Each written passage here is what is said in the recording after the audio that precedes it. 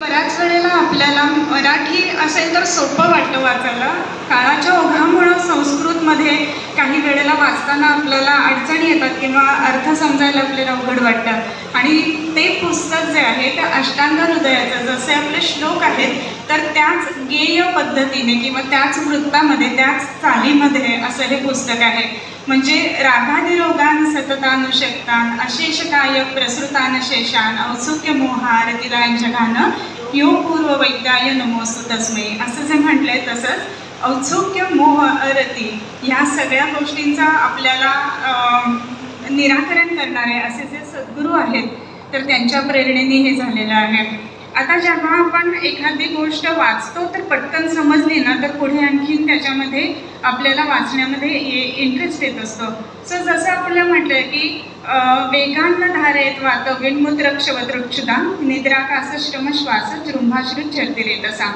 त्याचा श्लोक कसा आहे तर न धरावा वेग वाताचा विन्मुद्रक्षवदृक्षुधेचा निद्राकासश्रम श्वासाचा जृंभाश्रुत झर्तिरेताचा.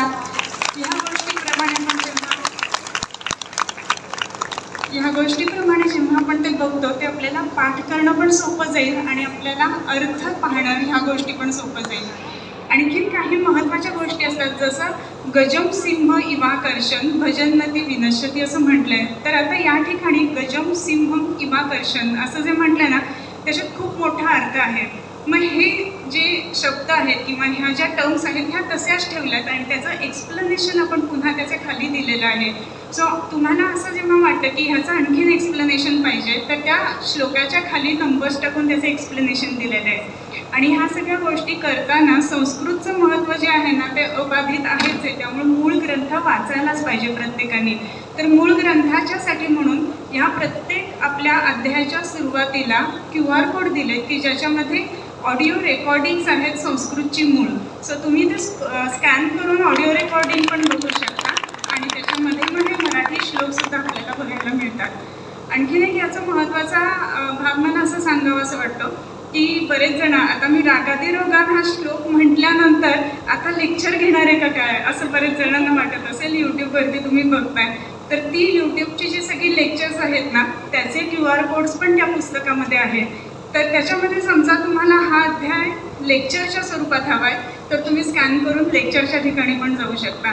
आता ह्या स्वरूपामध्ये हे संपूर्ण पुस्तक जे आहे तर ते सूत्रस्थान, शारीरस्थान, निदानस्थान, चिकित्सा आणि कल्पसिद्धी स्थान हे सगळी स्थानं त्याच्यामध्ये झालेली आहेत. सो आज आपण हे जे पुस्तक प्रकाशन करणार आहोत तर ह्या सगळ्याच्यामध्ये सगळ्यांचे जगन्नाथाचा रथ ओढण्यासाठी हातभार कारणीभूत असतात. पण 4 चाकं पहिली महत्त्वाची ना, तसं सगळ्यात पहिलं तर मी सद्गुरूंना खूप खूप म्हणजे नमन किंवा आपण त्याच्यामध्ये ऋणातच राहू शकतो असं. आणि जमदग्नी सर की ज्यांनी प्रत्येक गोष्ट आपल्याला इतकी बारकाव्याने समजावून सांगितली त्याच्यामुळं हे अर्थ शोधणं आणि ह्या अर्थांमधला जो गर्भित अर्थ आहे तो काढणं ह्या गोष्टी शक्य झाल्या. त्यामुळं हे भाषांतर सोपं करायला मदत झाली. रामकाकांचे मी इथे खरंच खूप धन्यवाद मानू इच्छिते कारण की रामकाकांनी ते गेय स्वरूपामध्ये कसं करायचं ह्या गोष्टीसुद्धा खूप समजावून सांगितल्या.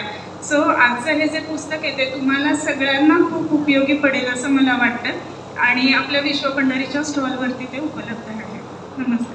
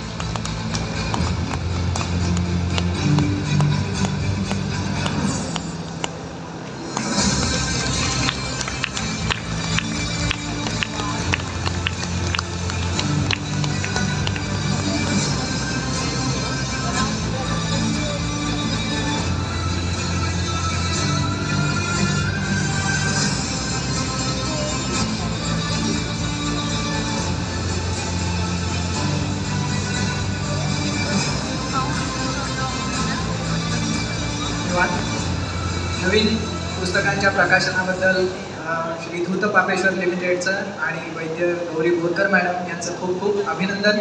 आयुर्वेदाच्या क्षेत्रामध्ये